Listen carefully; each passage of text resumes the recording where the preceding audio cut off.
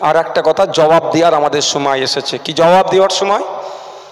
আমি সেই সময় সম্ভবত জেলে ছিলাম, জেলে পেপারটা পড়েছিলাম। আমাদের মতুয়া সমাজের ধর্মগুরুদের নামকে নিয়ে খিল্লি করেছিল, মনে আছে? এই কাদের মনে আছে? হাতটা তুলে দেখান একটু। মনে আছে তো? ঠাকুর হরিচাঁদ ঠাকুর, ঠাকুর গুরুচাঁদ ঠাকুরের নামকে নিয়ে খিল্লি করেছিল, মনে আছে তো? তাই গুরুচাঁদ ঠাকুর, হরিচাঁদ ঠাকুরদের নামকে নিয়ে যারা খিল্লি করেছে, শুধু মতুয়া ভাই জবাব দেবে এটা নয়, যারা ধর্মপ্রাণ মানুষ আছি আমরা ঐক্যবদ্ধ হয়ে সরকারকে জবাব দিতে হবে। এই মমতা ব্যানার্জিকে জবাব দিয়ে দেবো।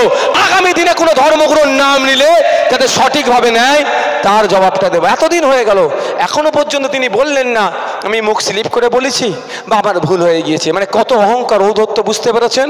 তাই একদিকে ঠাকুর হরিচাঁদ ঠাকুরের, ঠাকুর গুরুচাঁদ ঠাকুরের ভক্ত থাকবে, আর একদিকে ফুরফুরা শরীফ পীর আবু বকর সিদ্দিক রহমতুল্লাহর ভক্তরা থাকবে। হাতে হাত মিলিয়ে আমরা এই মমতা ব্যানার্জির এই নামকে নিয়ে খিল্লি করছে জবাব দেব। মনে থাকবে তো ভাই? ভুলে যাচ্ছি না সায়নী ঘোষের কথা, এরও জবাব দিতে হবে। হিন্দু সমাজের শিব ঠাকুরকে যারা ভালোবাসে, পুজো করেন, শিবলিঙ্গকে নিয়েও খিল্লি করেছে কে? এই মমতা ব্যানার্জি, অভিষেক ব্যানার্জি স্নেহধন্য, তাদের স্নেহধন্য সায়নী ঘোষ মহাশয়া। কি বলেছে আমার মুখে আসছে না ভাই, আমি বলতে পারবো না। যেভাবে শিবলিঙ্গকে নিয়ে খিল্লি করেছে। আরে আমরা ধর্মপ্রাণ মানুষ, আমার ধর্ম আমার কাছে, অপরের ধর্ম অপরের কাছে। নিজের ধর্ম মানব, অপরের ধর্মকে আমরা সম্মান দেব। হ্যাঁ, মনে আছে আপনাদের তো? মনেই থাকুক, এটা প্রকাশ আনবেন না, ওই শব্দ মুখে বলা যাবে না, কিন্তু জবাব আমাদের দিতে হবে। তৃণমূলের কিছু হলে না হলে ওই কুণাল ঘোষকে দিয়ে সন্ধ্যাবেলায় বলিয়ে নেয়, হ্যাঁ, যেটা আমরা ভুল করছি কি ঠিক করছি। ফিরহাদ হাকিম পার্কিংয়ের রেট বাড়িয়েছে কি কমিয়েছে সেটা নিয়ে কুণাল ঘোষকে তার জন্য সাফাই গাইতে পারে, আর শিবলিঙ্গকে নিয়ে অপমানজনক, অসম্মানজনক মন্তব্য করলো কুণাল ঘোষের মুখেও স্যালোটেপ লাগিয়ে রেখেছে, মমতা ব্যানার্জিও লাগিয়ে রেখেছে, অভিষেক বাবুও লাগিয়েছে। জবাব আমরা দেব। আমরা যারা ধর্মপ্রাণ মানুষ বা যারা নাস্তিক তারাও জবাব দেবে। নাস্তিকতা তাদের ভরসা, বিশ্বাসের জায়গায় তারা সেই বিশ্বাসের মতদর্শে বিশ্বাসী, কিন্তু কারোর রাইট নাই অন্য ধর্মকে নিয়ে খিল্লি করার। ঠিক একইভাবে আমরা ভুলে যাচ্ছি না, নূপুর শর্মা যখন হযরত মুহাম্মদ সাল্লাল্লাহু আলাইহি ওয়াসাল্লামকে নামকে নিয়ে খিল্লি করেছিল, বাজে মন্তব্য করেছিল, অশ্লীল মন্তব্য করেছিল, আপত্তিজনক মন্তব্য করেছিল, তখন মমতা ব্যানার্জি কি বলেছিল? যে দিল্লির বিষয়ে দিল্লিতে গিয়ে তোমরা আন্দোলন করো। তাই সময় এসেছে আমরা দিল্লিতে গিয়ে আন্দোলন করব। অবশ্যই আমাদের আন্দোলনটা দিল্লির আইনসভার মধ্যে কে করবে? দিগবাক মজুমদার স্যার করবে, আর আমরা রাস্তাতে গণতান্ত্রিক প্রক্রিয়াতে আন্দোলন করব। কিন্তু যেভাবে সেই সময় আমাদের পাশে দাঁড়ানো থাকা দরকার ছিল, না দাঁড়িয়ে উল্টে আমাদেরকে আরো অসম্মান করেছে, তার জবাবটা আমরা আগামী দিনে দেবো, অর্থাৎ 20 মে দেবো। ভাই সকলে হবে তো নাকি? ভাই এখান থেকে আমার যেতে হবে কোথায় জানেন? আমরা প্রায় দীর্ঘক্ষণ লাগবে, আর আমি আপনাদের মূল্যবান সময় নষ্ট করব না। আমি শেষের দিকে এসে আপনাদের কয়েকটা কথা বলছি। হসপিটালের কথা বলেছিলাম তো, কিন্তু হসপিটালে আমরা এইভাবেও চাইছি না। আমরা চাই কি জানেন? কলকাতা পিজি হসপিটালে কেন বনগাঁর একটা রোগীকে কলকাতা পিজি হসপিটালে গিয়ে ট্রিটমেন্ট করতে হবে? আমরা চাই না সুন্দরবনের কারো অসুস্থ হয়ে গেছে তাকে চিত্তরঞ্জনে গিয়ে ট্রিটমেন্ট করাক। আমরা চাই না পুরুলিয়া থেকে এসে কলকাতা মেডিকেলে ট্রিটমেন্ট করুক। আমরা চাই না ঝাড়গ্রাম থেকে এসে কলকাতা মেডিকেলে ট্রিটমেন্ট করুক। আমরা চাই না মালদা, মুর্শিদাবাদ, দিনাজপুরের কোনো রোগী এসে কলকাতায় ট্রিটমেন্ট করুক। আমরা চাই কলকাতাতে যে সমস্ত সরকারি বড় বড় হসপিটাল আছে, চিত্তরঞ্জন থেকে শুরু করে, SSKM থেকে শুরু করে, মেডিকেল থেকে শুরু করে, ওই ধরনের বড় হসপিটাল প্রতিটা জেলায় একটা করে তৈরি হোক। আগামী দিনে যদি আমাদেরকে সুযোগ দেন, ওই দায়িত্ব বছরে আমরা একটা হলেও তৈরি করব আপনাদের জন্য। সকলে বিদায় নেন, আস্তে আস্তে যান। যাওয়ার সময় একটা কথা শুধু বলবো, আচ্ছা আপনারা দেখেছেন এই মমতা ব্যানার্জির সাথে শুভেন্দু অধিকারীর কোনোদিন হাতাহাতি লড়াই হতে? শুভেন্দু অধিকারীর সাথে হাতাহাতি লড়াতে দেখিনি। সুজন চক্রবর্তীর সাথে দিলীপ ঘোষের লড়াই হতে, মোহাম্মদ সেলিমের সাথে ফিরহাদ হাকিমের কারো লড়াই হতে দেখেছেন? অধীর বাবুর সাথে কোনো একটা তৃণমূলের নেতার কারো লড়াই হতে দেখিনি, আর আমরা দেখতেও চাইছি না। কিন্তু আমরা কি দেখেছি? এই বনগাঁতে, এই স্বরূপনগরে, এই বকটুয়ে, এই ধামাকালিতে, এই বাসন্তীতে, এই ভাঙড়ে, এই ক্যানিংয়ে কি করতে দেখেছি? যে বুথের স্তরে মারামারি হানাহানিতে জড়িয়ে পড়ছে। আমি প্রত্যেকটা রাজনৈতিক দলের কর্মীদের উদ্দেশ্যে বার্তা দিতে চাই, যদি আপনার দলের নেতারা লড়াইটা মিডিয়ার মাধ্যমে মাইকের মাধ্যমে করে, তাহলে আপনি হাতাহাতি লড়াই কেন জড়িয়ে পড়ছেন না? আস্তে আস্তে বিদায় নিচ্ছে, আস্তে আস্তে বিদায় যে নিতে নিতে শুনতে হবে, তো এটা যাবার সময় এটা শুনতে শুনতে চলে যান। ভালো লাগলে ভোট দেবেন, না ভোট দিলেও জোর জবরদস্তি করব না। কিন্তু অনুরোধ একটাই, ভোটের জন্য বিভাজনের রাজনীতিতে ফাঁদে পা দেবেন না। ভোটের জন্য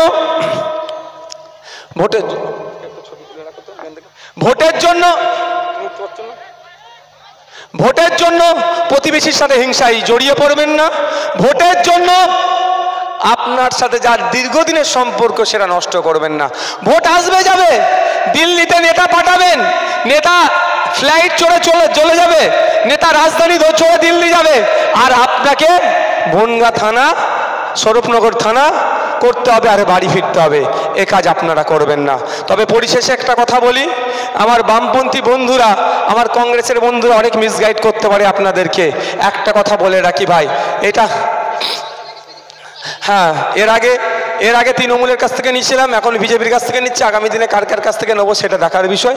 তবে একটা কথা আমি এই জায়গায় দাঁড়িয়ে বলছি, ওই ছুটে 4 আনার নেতার কথা আমি পাত্তা দিই না। যদি সাহস থাকে বলতে বলুন মমতা ব্যানার্জি মহাশয়াকে নওশাদ সিদ্দিকী কবে কত টাকা নিয়েছে, টাকার ফিগারটা বলতে বলবেন, সংখ্যাটা। যদি সাহস থাকে, এই সিপিএমের কোনো বন্ধুরা নাকি পাড়ায় পাড়ায় বলছে, সেই সিপিএমের বন্ধুদের বলুন আলিমউদ্দিন থেকে প্রেস কনফারেন্স করে নওশাদ সিদ্দিকী কার কাছ থেকে কত টাকা নিয়েছে এটা মাইকে আবার বলতে বলুন। যে বেটাই হোক না কেন, একটু মনে করিয়ে দিতে চাই, ক্যানিংয়ের মুকুটবিহীন বাদশার নাম হচ্ছে শওকাত মোল্লা। ওনাকেও কিন্তু আমি এমন 5 টাকার পেনের খোঁচা দিয়েছি, কোর্টে গিয়ে জামিন নিয়েছি আমার নামে ভুল কথা বলার জন্য।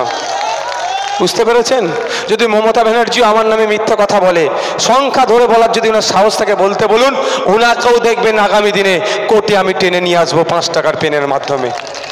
আর একটা কথা, এখান থেকে তো সুকান্ত কি বলে শান্তনুবাবুদের বাড়ি কাছে, যদি দেখেন না, যদি লাইন করতে পারেন টাকার, আমি অন ক্যামেরা বলছি, এত ক্যামেরা হচ্ছে, শান্তনুবাবুকে বলুন ভাইজান বলেছে একটু টাকা লাইন কিছু হবে, তবে প্রকাশ্যে নেবো আমি, ওই গোপনে নেবো না, আমি ওই সন্ধ্যার পরে নেবো না, দিনের আলোতে টাকা নেবো আমি, এবং স্টেজে টাকা নেবো। যে লাইন করতে পারবে তার 90% দিয়ে দেবো, 90% তার, আর আমাদের পার্টির জন্য 10%। মানে 100 টাকা যদি শান্তনুবাবুদের কাছ থেকে আনতে পারে, 90 টাকা তাদের হয়ে যাবে, 10 টাকা পার্টির জন্য খরচ করবো। আজ থেকে চলে লেগে যান।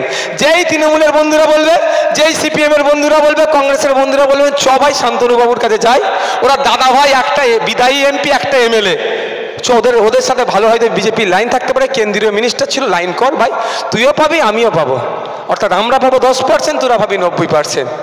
বলতে পারবেন তো ভাই? শুধু আমাদেরকে দেখিয়ে দিতে চাইছে। আমরা চেয়েছিলাম তো একসাথে লড়াই করব, এই শান্তনুবাবুকে সহজে এখানে পরাস্ত করব, কিন্তু দিনের বেলায় বামপন্থী আর সন্ধ্যার পর হয়ে গেলেই রামপন্থী আর চলবে না ভাই, বাংলার মানুষ ধরে নিয়েছে। তখন কিন্তু সবাই নয়, যারা ডিসিশন মেকারে আছে তাদের মধ্যে গুটি কয়েক আছে, এই জন্যই তারা জোটটা হতে দিল না। সুতরাং জোট হয়েছে কি হয়েছে দেখার দরকার না, আমায় কি আমার লড়াই লড়ে নিতে হবে। সকলে ভালো থাকবেন, সুস্থ থাকবেন। শেষ করার আগে আবারও বলছি, ভোট আসবে যাবে, এই ভোটের জন্য আপনারা নিজেদের মধ্যে মারামারি হানাহানিতে জড়িয়ে পড়বেন না। ক্ষতি হবে কার? আপনাদের। জেলে যাবে কে? আপনারা। মার খাবে কে? আপনারা। আর দিনের শেষে সুকান্ত বাবু, দিলীপ ঘোষ, কুণাল ঘোষ এক জায়গায় বসে কেক কাটছে। ক্ষতি হচ্ছে আপনার। সুজন চক্রবর্তী বামেদের নেতা, পার্থবাবু তৃণমূলের নেতা, দিলীপ ঘোষ বিজেপির নেতা এক জায়গায় বসে এসি রুমে বসে আছে, আর মার খাচ্ছে কারা? বুথের লোকেরা। এটা বন্ধ করতে হবে তো ভাই। আর আমি আসার সময় একটা স্লোগান দিচ্ছিল, আজকের পর থেকে এই স্লোগান আমাদের, আমি অনেক দিন বারণ করে দিচ্ছি, হবে না। বলছে কি লড়াই লড়াই লড়াই চাই, লড়াই করে বাঁচতে চাই। নওশাদ সিদ্দিকী লড়াই করবে মনে হয়? আমি আমার উদাহরণ দিয়ে বলছি, কিন্তু আমি সামনে থেকে লড়াই করার ছিল, আপনারা জানেন আমি সামনে থেকে ছিলাম। আমার ভাইকে মারার আগে আমাকে মারতে হবে, কিন্তু লড়াই লড়াই লড়াই চাই, লড়াই করে বাঁচতে চাই বলছে। সুজন চক্রবর্তী লড়াইয়ের ময়দানে থাকে, সন্ধ্যা হলে টিভির সামনে একটু বসে ভালো ভালো ভাষণ দিয়ে চলে যায়। মোহাম্মদ সেলিম সাহেব লড়াইয়ের ময়দানে থাকে, অধীর বাবু লড়াইয়ের ময়দানে থাকে, ওই সন্ধ্যা হলে পার্টি অফিসে আছে একটা, পিছনে হাত চিহ্নের ছবি দিয়ে প্রেস করে ছেড়ে দেয়। অভিষেক বাবু লড়াইয়ের ময়দানে থাকে, ওরে বাবা লড়াইয়ের ময়দান তো দূরের কথা, 2000 পুলিশ লে ঘুরে রাস্তা পাচ্ছে না, কোনো লড়াইয়ের ছিটে ফুটা চলে আসে। মমতা ব্যানার্জি লড়াইয়ের ময়দানে আছে, কেউ লড়াইয়ের ময়দানে নেই। লড়াইয়ের ময়দানে কারা? ওই দিনে যারা 300 টাকা ইনকাম করতে গেলে যাদের মাথার ঘাম পায়ে ফেলতে হয়, হাতে কড়া বসে গিয়েছে, পায়ের ফেটে বেরিয়ে যাচ্ছে গরমকালে, শীতকালে তো দূরের কথা। ভুল বলছি নাকি ভাই?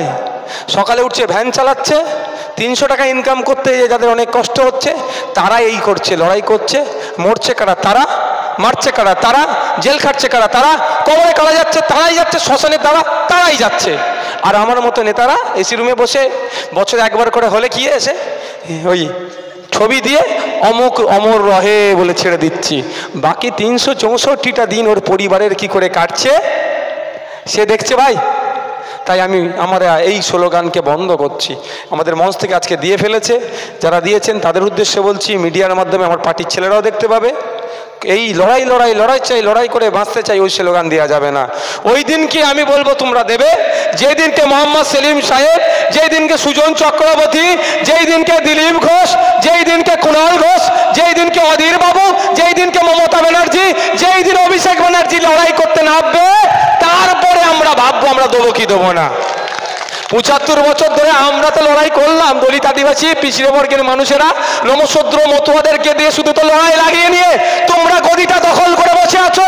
এখন নমশূদ্র মতুয়া আদিবাসী থেকে শুরু করে মুসলিম সমাজের মানুষেরা বলছে আর লড়াই নয়, ভোটের সময় আসবে, ভোট দিয়ে চলে আসবো। যদি লড়াই করতে হয়, তোমরা বড় নেতারা এসি রুমে বসে চা খাচ্ছ, তোমরা আগে আসো লড়াইয়ের ময়দানে। 75 বছর আমরা লড়াই করেছি, তোমরা পেছনে হাত দিয়ে দেখেছো। এখন সময় এসেছে তোমরা লড়াই করবে, আমরা পেছনে হাত দিয়ে দাঁড়িয়ে দাঁড়িয়ে দেখব।